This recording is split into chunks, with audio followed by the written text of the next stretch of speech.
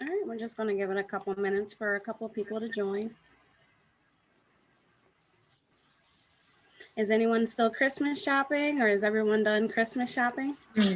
Oh no, we're not done. Not yet. Have you started Christmas shopping yet? A little bit. A little bit? Oh, okay. I started already. I have not started. I'm gonna get to it this week. I am one of those last Christmas shoppers, so I have not started yet. Why is it not letting me share it? So how long, Andrea, does your son have for college until he's actually complete? He has another year, about a year to go, and then he's done. What's his major? His major is physical therapy. Oh, okay. Yeah. Nice. I'm trying to share it, but it wasn't letting me. Okay, now I can share it.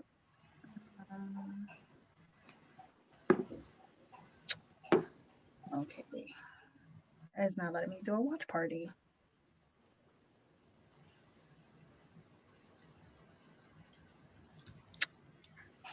Oh. There we go.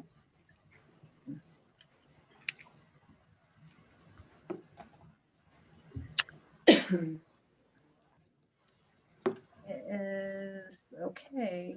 I'm trying to do a watch party and it's not.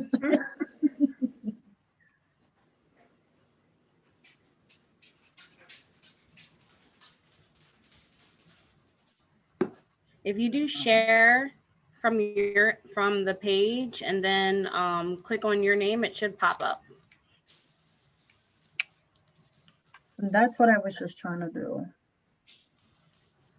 I was trying to go on the page.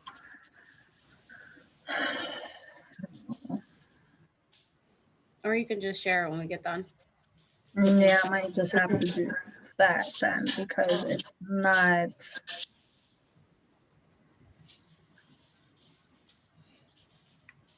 No, it's just it's showing that if I change it's gonna show up on the Uncommon Women's page because I'm also on there. Yeah. All right, I'll share it afterwards. All right, let me hit record. All right. So thank you, viewers, for tuning in to Uncommon Women. I'm Chaniera. And I'm Jenny Lee.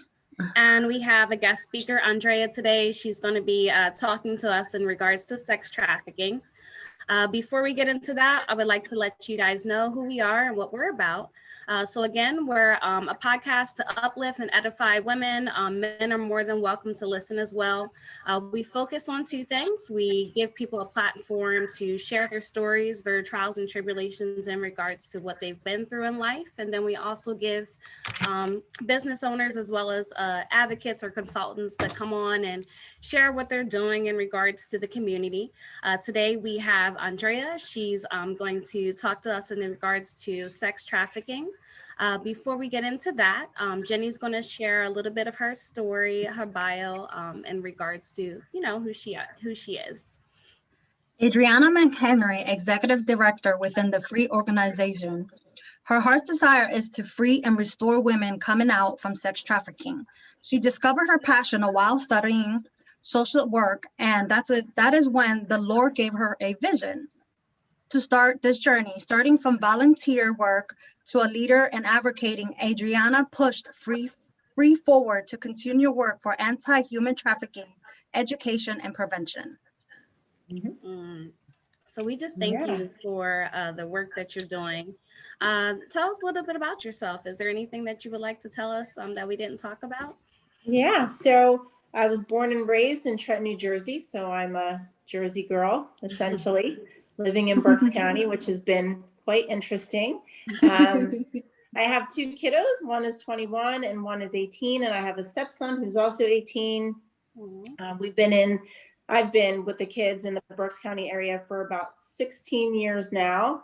We presently live in the Reading area. And so we're really grateful for that. We just moved. Yeah. And so, the Lord called me.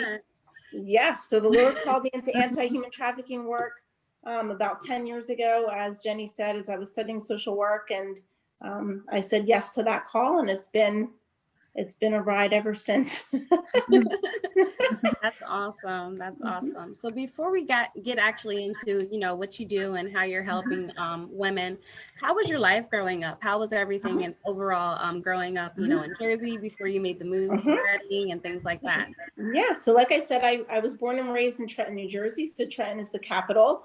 So it's city living. So that's why I just love Reading, because I'm just a city girl at heart. And I had an interesting childhood. My parents were divorced. I never knew them to be married, actually. They divorced when I was young, and but they remained friends. And so that was definitely, it was really interesting. And so really, I just knew my parents always being friends. And even like friends of mine, if they weren't like super close friends, like they didn't even know my parents were divorced, because my dad was always over. My parents did things together. They really did. They worked for the betterment of their kiddos. And so it was really interesting, because as I'm remarried for the past 8 years now, but my previous marriage, when we had divorced, I kind of thought that's how it was supposed to be. I thought we were supposed to be like best friends. And then I realized that that's not the norm. And so we are friends now. The Lord has done good work. But so that's a little bit of my history and how I ended up here. That's awesome. And that's great that you guys are still friends and able to communicate, Absolutely. That's what's best for the kids, for sure. That's Oh, great. definitely. So how did you actually get involved into, being an advocate for sex trafficking? Yeah, so it was about 10 years ago. I was actually at Reading Area Community College. I was studying social work, and we had to write a paper on a social justice issue, and I just chose human trafficking.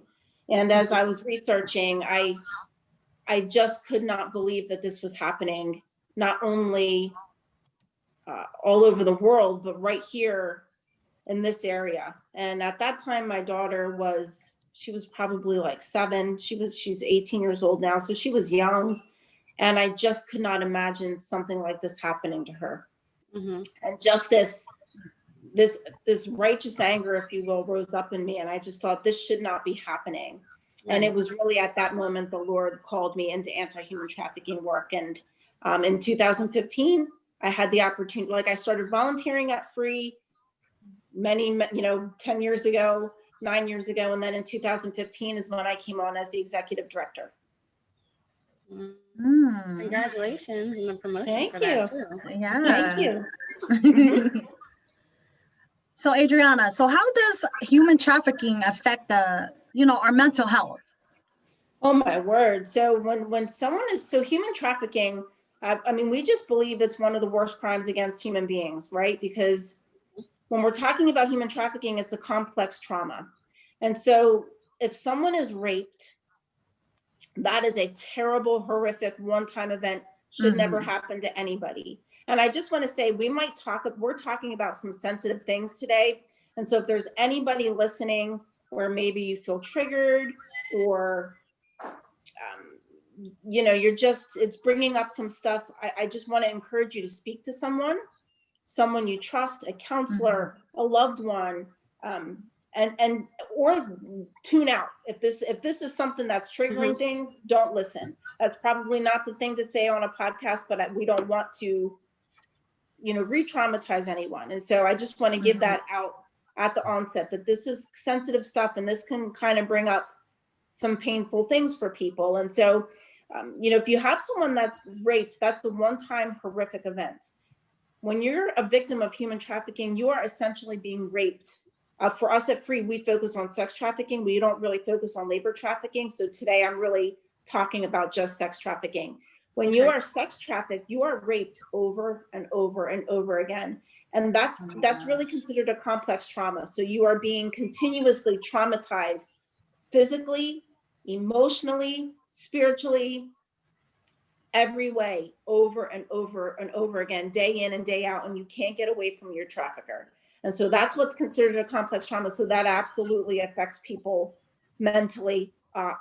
in such profound ways. That's why we always talk about being trauma informed, understanding the effect that trauma has in our minds, and how someone who's gone through this level of trauma, it affects every aspect of their lives. So to say it affects their mental health, that is an understatement. Wow. That's really deep.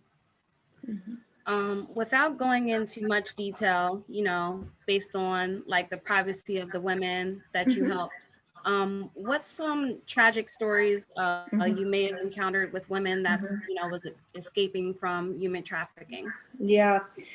So the women we serve, you know, when you hear the stories of their lives, you know, when we think of sex trafficking, and quite honestly, having to have sex with multiple men day in and day out, for us as women, I mean, that's horrific, right? We can't imagine having to do that. And then when you hear their stories, that is like a fraction. Like their stories are it's the most horrific things. There are times where it takes me days to even process what I've been told. You know, women just brutally abused, mentally abused, sexually obviously abused, raped, left for dead, beat up. One of the women that we have served was left for dead. And so, you know, traumatic brain injuries from being beat in the head. And many times people will say, well, why don't they leave? And it's not always just a physical bondage. And so when we think of sex trafficking, you know, we can see a lot of the images like with the wrists tied or chains. It really doesn't always look like that. It's a mental bondage. And so many times there's that what's called like a Stockholm syndrome. So where they think they love their trafficker. And so if you were to talk to them, they're not going to, first of all, victims don't self-identify typically as victims. So you're not going to have a victim say, I'm a sex trafficking victim. They don't even realize they're victims many times. Okay, wow. I've heard survivors speak and they have said it. One of them, I remember her saying it took her 30 years before she could even say she was a sex trafficking victim. Wow. And so if you're listening in, just know they're not going to identify as a victim. They don't even realize they're victims. They love, in their minds, they love their trafficker. They call them, it's their daddy. It's their daddy. It's their boyfriend. And they love this person in their minds. And so even if we think they have an opportunity to leave, they don't, because there's a bondage in their minds. And there's fear. They're scared. They manipulate. So they will say, you know, if you try to leave, if you don't come back, if you don't come home with $1,000 tonight, I'm going to go after your mom. I'm going to go after your sister. I'm going to go after your brother. Many times traffickers can have children with their victims. So then for us as mamas sitting here, you know, if someone comes after our kiddos, or we feel like our kiddos are in danger, that's a whole different ballgame, right? Yeah. And so there's so much fear and there's so much trauma. There's so much involved. Yeah. Wow. So some of the women, they feel as though like they're in a relationship with these men and that they're not actually being sex trafficked. That's correct. And I know that can blow people's minds. And so for us at Free, we talk about sex trafficking versus prostitution, and that can get a little bit muddy or a little bit hard to understand. And so first of all, you can't have sex trafficking without prostitution, right? And so sometimes we think, okay, these are sex trafficking victims. They need to be rescued and they need to be helped. And just also know they don't always want to be rescued. We think they want to be rescued, but they don't always want to be rescued because of that fear, because of all of those nuances that are involved in sex trafficking. And so we can put sex trafficking victims here and think they need to be saved, they need to be rescued, they need a home, they need to be, you know, have services and resources. And we can take prostitutes and think they're just the prostitutes. right? Mhm. And so for us at Free, we really want to try to bridge that gap. I'm not saying that, you know, for something to be considered sex trafficking, there needs to be proven force, fraud, or coercion. 3 really important words for something to be considered, you know, federally human trafficking. They need to show that there was some type of force, fraud, or coercion. Now, the exception is if it's a minor. So if you have a young woman under the age of 18 engaged in any commercial sex act, stripping, pornography, sex of any kind, they are automatically a victim of human trafficking, regardless of force, fraud, or coercion. That's really important, because if we know a 17-and-a-half-year-old young woman stripping in a strip club, by US federal law, she is a victim of human trafficking and needs to be treated as such. That's really important for us to know, right? There's no such thing as a child prostitute. That's number 1. So we can think of prostitutes and just think, well, they're just willingly prostituting. And I would ask everyone listening tonight, do you think a 12-year-old girl says, when I grow up, I want to be a prostitute? Right. That's not, they don't want to be doing this. They think they have no other option. And so I know this might sound crazy, but even someone who is maybe willingly prostituting, or we think willingly prostituting, we really don't view that as a choice, because she really doesn't feel like she has any other choice. And I know that might sound really crazy, but we want to kind of help people view it a little bit differently. They need help, but they need help as well. And all are worthy, and all have value, and all have been created in the image of God. And so we have to be careful not to just say they need help, they're nothing, right? Does that make sense? Yes. Absolutely. And if that's also all she knows, that makes sense, because if she started at 12 and she's 16, all she knows is, you know, that's right.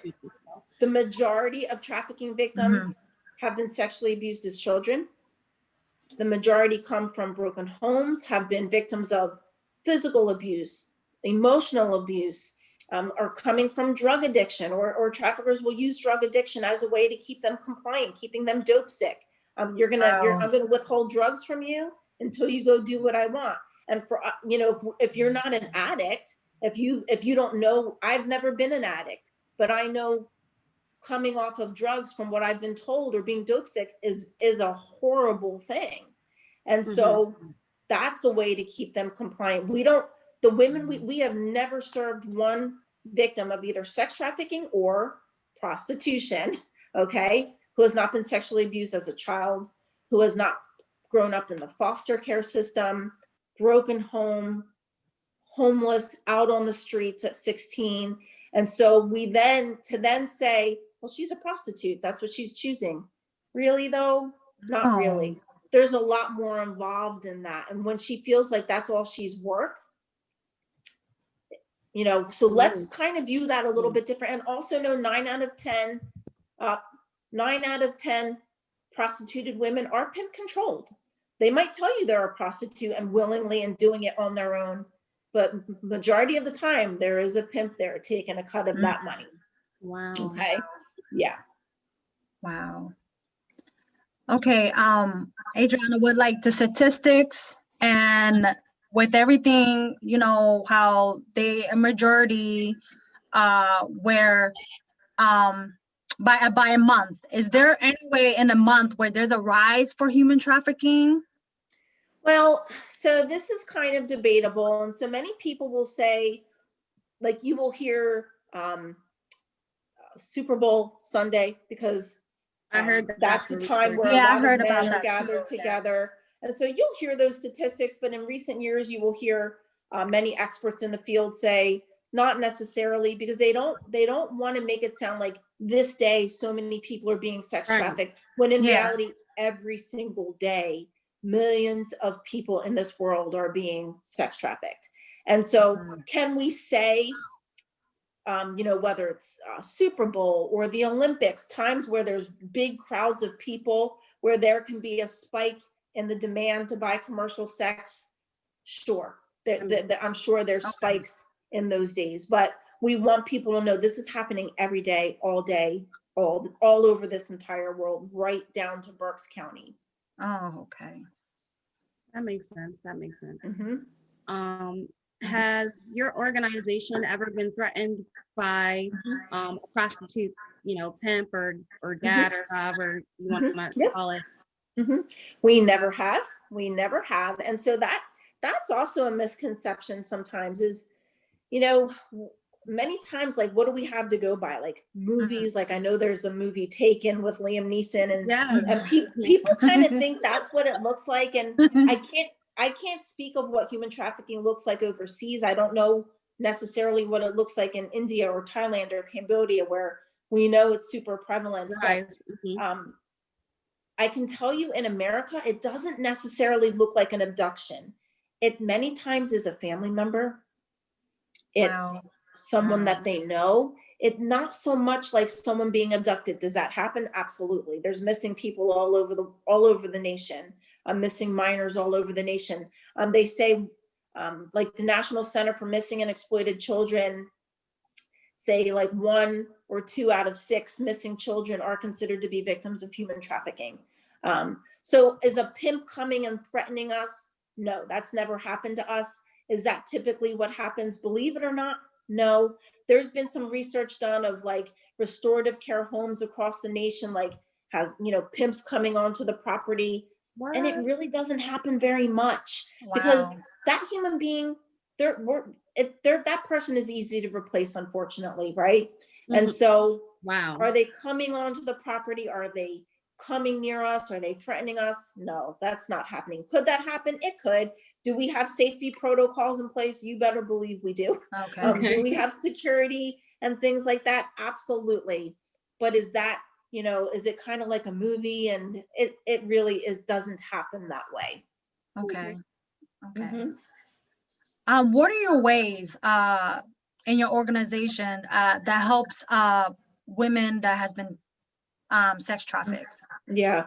So a key pillar of our organization is providing restorative care to women coming out, whether they're a survivor or a present victim of any type of commercial sexual exploitation. That's kind of a big word. And the reason we say commercial sexual exploitation is because we kind of really view that as an umbrella, if you will. And under that umbrella is sex trafficking, prostitution, stripping, pornography, all of these things, Okay. if you will. That is like the commercial sex industry. And so right now we have a women's drop-in center in downtown Reading. And so that's for women right now because of COVID. Unfortunately, we're there 1 day a week for a block of time where women can come in right off the street. So we don't ask questions. They don't have to qualify to be a part of a program. They can give us their first name. They can make up a name. They just would come in and we help provide them some basic necessities. Because when we think of restoring victims, right? That just takes a long time and they don't trust people, right? And so we want to build relationship. We want to build trust. We want them to know there's people here that care, that see them, that value them, that love them. So we provide some of those basic necessities. We can't think of helping to get them a job if they don't even have clean underwear. Okay. We can't think of helping them go to college if they're starving and don't even have food. And so we really start at the bare minimum at the drop-in center, which is called the resting place, because we want to provide a place that just offers them a little bit of rest, a little bit of respite from the streets. And so feminine products, deodorant, toothbrush, soap, body wash, underwear, bras. We have some clothes that we give now in the winter months, like winter coats. I just had someone give a little donation of winter coats, hats, gloves, scarves, snacks, food, a warm meal, purses, toilet paper, right? That's come in super handy, especially now with COVID, being able to give them some toilet paper, helping them get some money on a laundry card. Things for many of us we don't even think of, but for someone living on the streets, that's such a barrier to not even have a washer or a dryer or have money to put toward washing your clothes. And so we just help provide some of those basic necessities and just build relationship. We have computers that they can utilize. We can make copies for them. We can help them make phone calls. We do ID assistance. And so many times they'll come in and they don't have identifying the documents like their state ID. Right. And so we'll pay for that for them and help them get their state ID. So that's what we do at the Women's Drop-In Center. And then we are also fundraising and preparing to open up Refuge Home, which will be a residential program to take women in who are ready and willing. We can't make them, right? Mhm. To bring them through a year-long program to really get them on the road to sustained freedom, doing awesome, working toward healing and restoration, and get them really on the journey and the pathway to getting jobs, getting their GEDs, things like that. Counseling. Yeah, super important. Awesome. That's awesome. So with the organization, what is something that I mean, I know you can't force the women to not go back, you know, especially when they're so used to making, I guess, a certain amount of money, whether it's stripping or prostituting. What is something that the organization does to, you know, try to prevent them from returning back to that lifestyle? Yeah. So I don't know if I would necessarily say prevent them.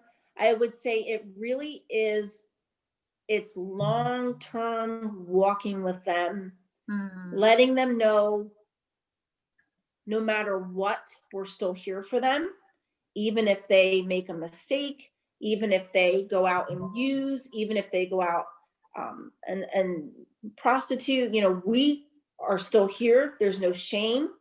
And just knowing the process, that healing journey is a very, very long one. And it's just going to take time. And so, for instance, one woman we've been walking with, she was our very first client at the Drop-In Center, and it's been a little bit over a year. And when we first met her, she had a pimp. She was literally homeless, sleeping under the bridge. Just really in a bad way. And today she is taking her GED prep classes. She's doing, you know, is life perfect for her? Absolutely not. But it's just advocating for her, walking with her, reassuring her that we love her, encouraging her to do, you know, the important things like, you know, go to your counseling appointments, you know, make sure go get your health checkups. So just really walking and encouraging them, you know, go get your yearly, you know, gynecological exam, get to the desk. So we help facilitate in getting them connected to where they need to be in the community. There's lots of resources. And so we're not looking to reinvent the wheel. We are not counselors. We are not doctors. And so we're really just walking with them and saying, hey, let's help you get to where you're going. Let's write down that day and time. Make sure you keep it like in your wallet. So that's really what we're doing for the Drop-In Center. For the Future Home, that's a whole entire program. So that's, you know, counseling, having them get counseling once a week, group therapy, arts and crafts, you know, really focusing on basic life skills like nutrition, eating healthy, getting proper sleep, devotionals, worship, things like that. So that's that's like from the moment you wake up till the moment you go to bed, you live in this refuge home, wherever that's going to be. We have identified a home. We're not disclosing the location yet, but so that's them living like they don't have to pay to live in refuge home. We are fully supporting them and walking with them and helping them get back up on their feet. But they have to be willing. That's amazing. That's amazing. Like a restoration program. That's awesome. Yeah. So that's that. Yeah, that is great. That is so amazing. I am so happy for that. And what state has the highest rate for sex trafficking? Yeah. So some of the states that have the highest numbers for sex trafficking, I would say, is California, Texas, like Houston, Georgia, Atlanta. Wow. Anywhere where you're having some of those big cities, Los Angeles, Las Vegas. But again, that doesn't mean, I mean, we know it's here in the Reading area. But we also want people to know it's not, human trafficking isn't just in cities. So we often just think, you know, when we're out speaking, because education is one of our key pillars as well. And so if we're out in the more rural areas of Berks County, people just assume it's Reading. And we want them to know, oh no, it's in the cities, it's in the suburbs, it's in the rural areas. If anything, women are being brought to places where there's money, right? Wow. And Yeah. so our more affluent areas. And when we talk about sex trafficking, boys can be sex trafficked. I just want that on the record. Wow. There are more homes opening up in the nation to help boys that have been sex trafficked, but we know statistics tell us predominantly women and girls are the most affected in this entire world and in our nation. And so 12, 13, 14, they say is the average age a child is trafficked in the United States of America. 12, Wow. okay? So that's Wow. crazy stuff. And so when I talk about sex trafficking, you'll hear me say she and her. That doesn't mean boys can't be trafficked. We just know majority are women and girls. Wow. But it can happen anywhere, and it does happen. It does. And we know predominantly men are fueling the demand because men are buying. And I'm not here to bash men. There's lots of awesome men in the world, but that's just reality. And so what are how can we educate men, and how can we get the word out and talk about how pornography is linked to sex trafficking? And it's not placing shame. Pornography, being addicted to pornography, that's like an addiction to any other kind of drug. And so we don't want to shame. We just want to say, reach out to somebody to get help. Speak to someone about it, whether it's your pastor or a counselor or a friend, because pornography and sex trafficking go hand in hand. And when we're viewing pornography, we are fueling the demand for sex trafficking, because we know many of the people we're seeing when we're watching pornography. I have the screen in front of me right now. We think it's a certain thing that's happening, when in reality, many that we are watching are being forced. It's another way for traffickers to make money. Okay. Wow. And so we don't see that part. And no one, again, just like no one says, when I grow up, I want to be a prostitute. No one says, when I grow up, I want to make pornography, right? These are broken people. These are hurting people. If we heard the whole story of their lives, we probably would have a better understanding of why there's a lack of value and worth. And again, someone may be forcing them, and no one has a right to exploit someone else's brokenness. That's right. So when we're watching pornography, we are absolutely fueling the demand. Fight the New Drug is an incredible resource, fightthenewdrug.org. So everyone listening, if you're struggling with pornography, please no shame in that, but reach out for help. Look into resources. If you're a parent listening tonight, see what your kiddos are doing on their phones. Our phones is an incredible resource, but this is the greatest way our children are exploited, is online. Okay, so watch what your kiddos are doing. This is life or death for kiddos. Okay, and so we need to really be watching that. But there has been research done, and they looked at the brain of someone addicted to pornography, and they looked at the brain of someone addicted to opioids, and their brains looked similar. Wow. And so that's what pornography does to the brain. Pornography, any which way or form, is not good. Okay, it alters how we view people. It changes how we treat people. And so I just want to make sure that I say that. So yeah, we are not pro pornography. We are against pornography, and it exploits people and it hurts people. Absolutely. Wow. Mhm. Does your organization link with other locations in regards to women, or do you guys just focus on like the Berks County, or is it like is it further than just Berks County? Is it Pennsylvania as well? Go ahead. Yeah, so we are a local nonprofit, and so but we do educate outside of Berks County. Our drop-in center is specifically for the Reading area. Anybody can come, but obviously it's a drop-in. Those words are important, so they're just coming in off the street. And so that really is more to the city of Reading, the drop-in center. Our home is going to serve Berks County and a national level. And so we are being mentored by an organization out of Baltimore, Maryland called the Samaritan Women Institute for Shelter Care. They've been providing restorative care to sex trafficking survivors for over 12 years. And so they are truly experts in the field. They are our mentors in how to provide excellent services to women in our drop-in center and our future home. And we are also members of the National Trafficking Shelter Alliance. And that is a network that holds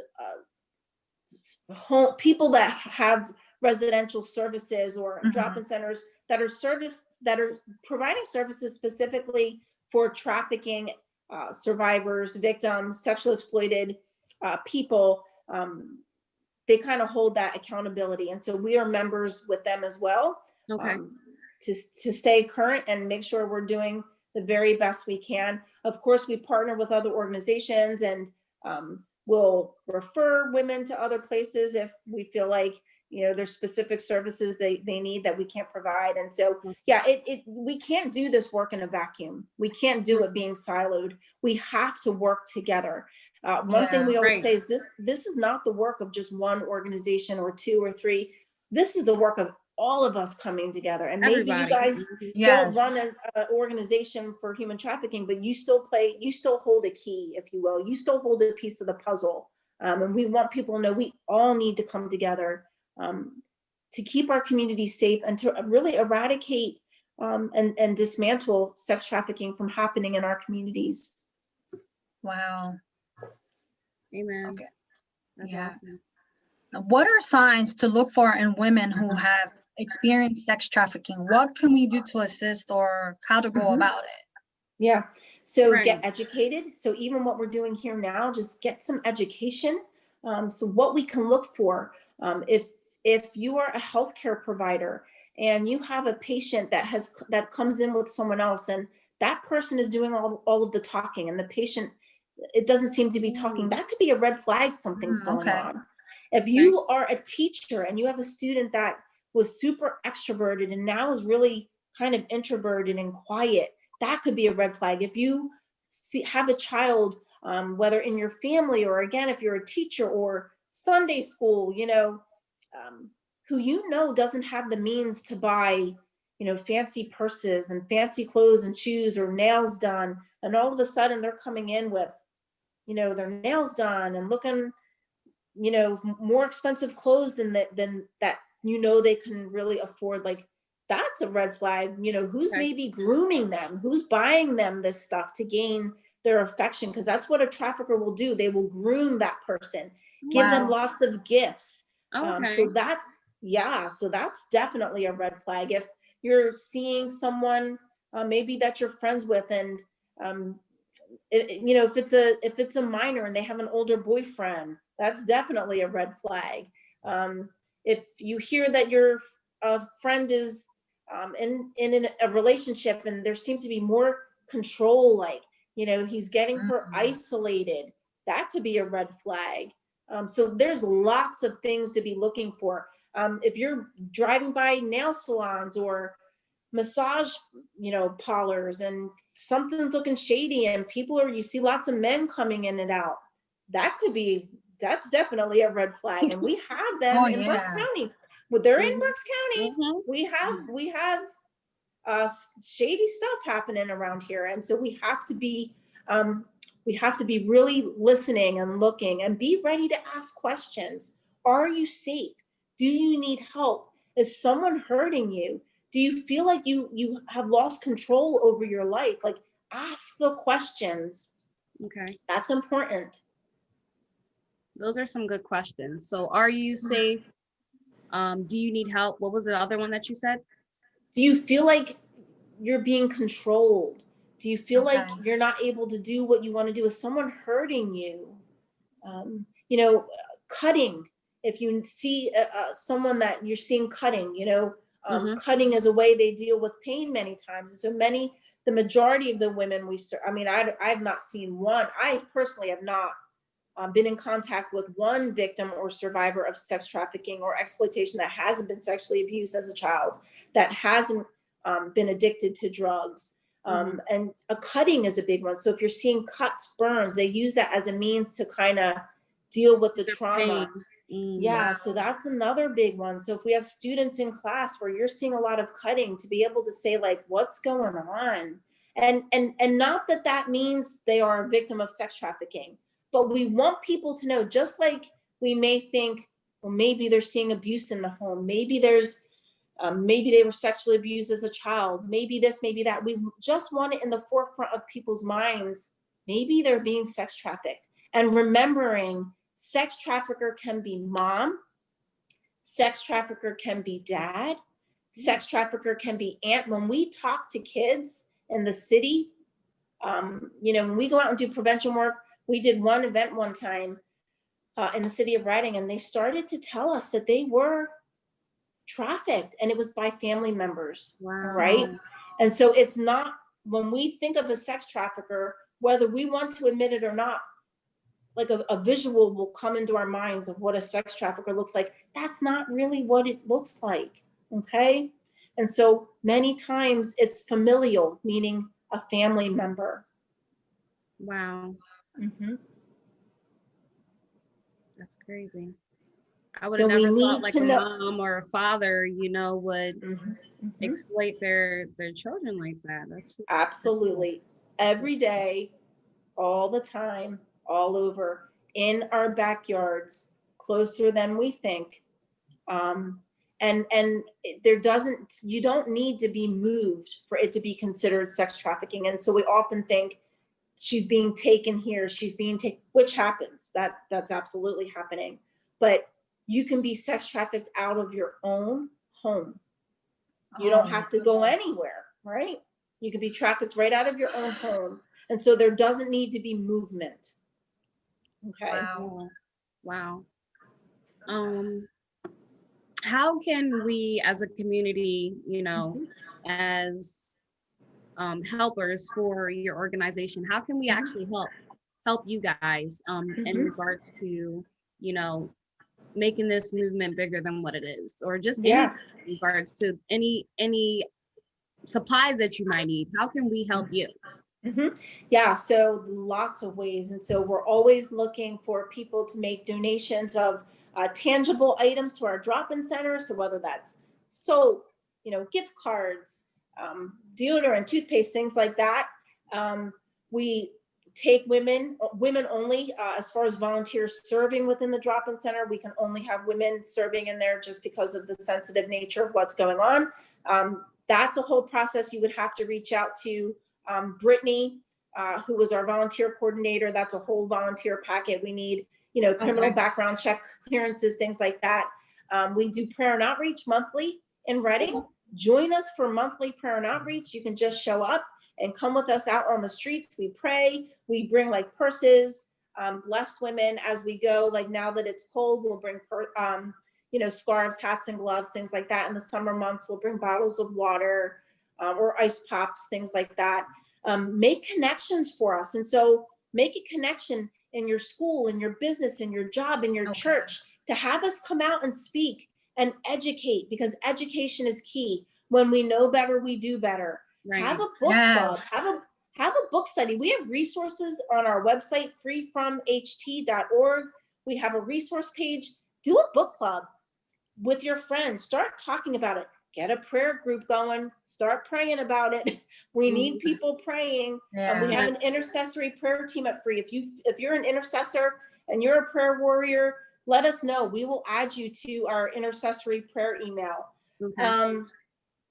Finances. I mean, it's not something we love to talk about, but we need financial donations. And so sending in financial donations, being a monthly donor, signing up to get our monthly newsletter, to be informed with what's going on.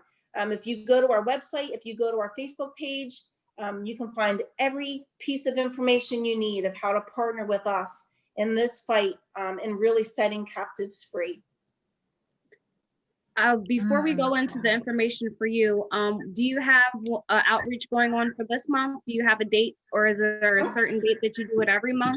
I have to bring up my calendar. We meet the third Sunday of every single month at 1 p.m. So the third Sunday of this month is December 20th. So December 20th is our next prayer and outreach. We meet at our office location right out front at 119 South 5th Street.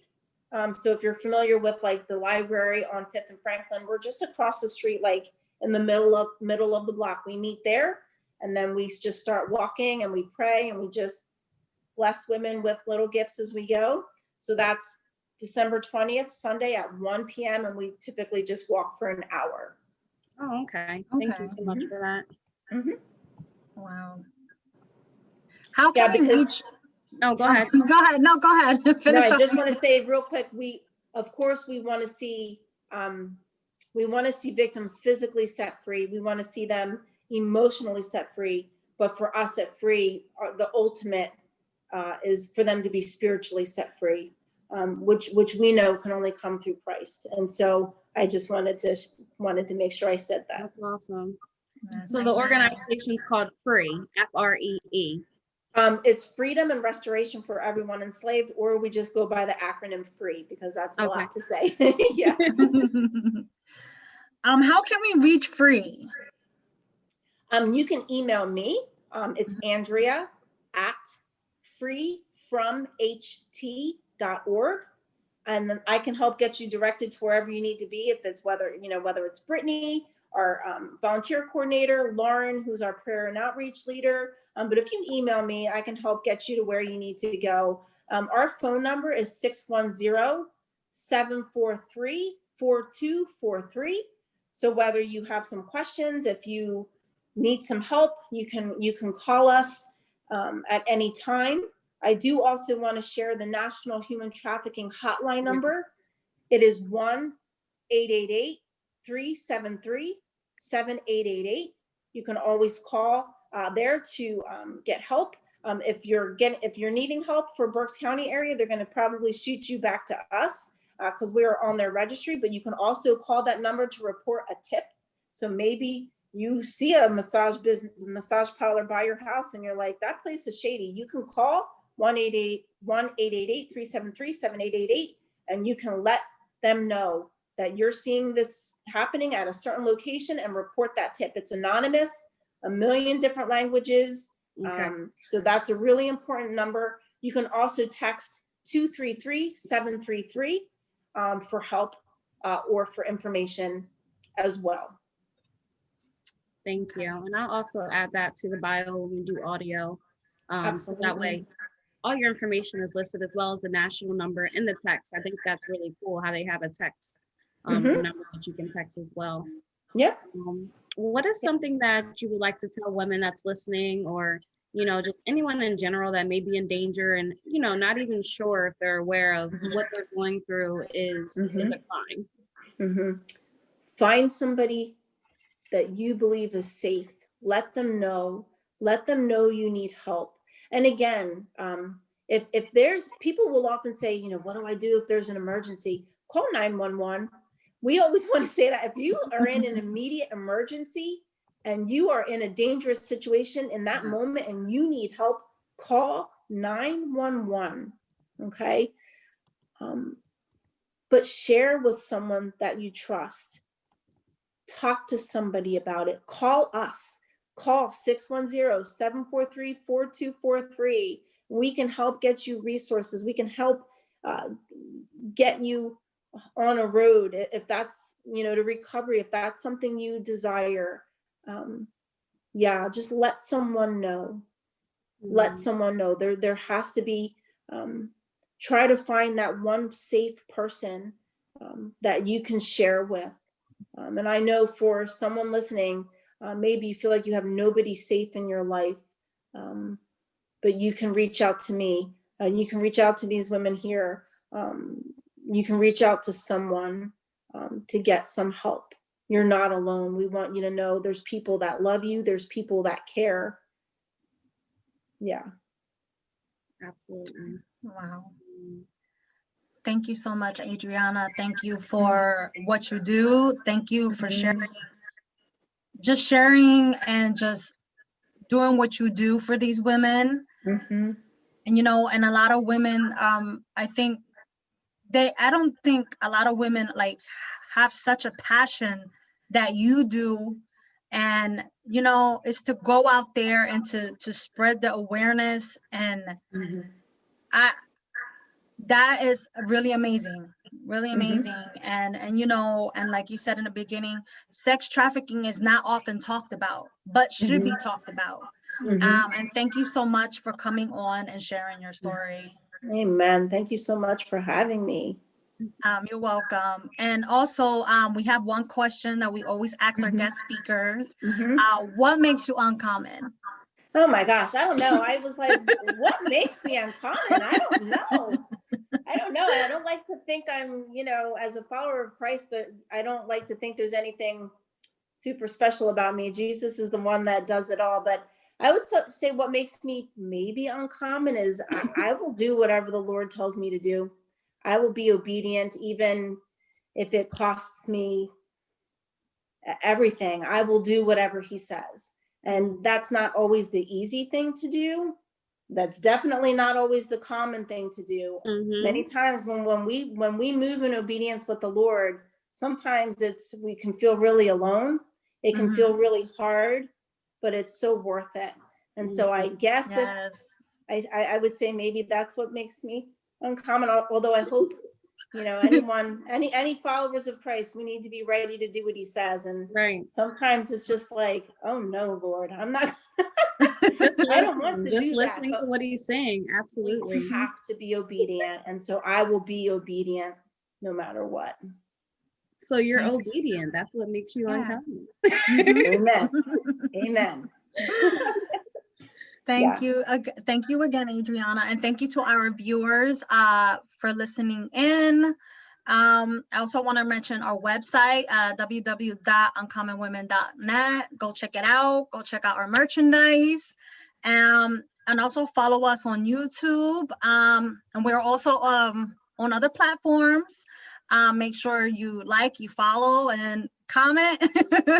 And also, you know, if there's any guest speakers that want to come on for season 4, we are looking for guest speakers. And, you know, you can email if you have any questions or just any other topics that you want us to talk about.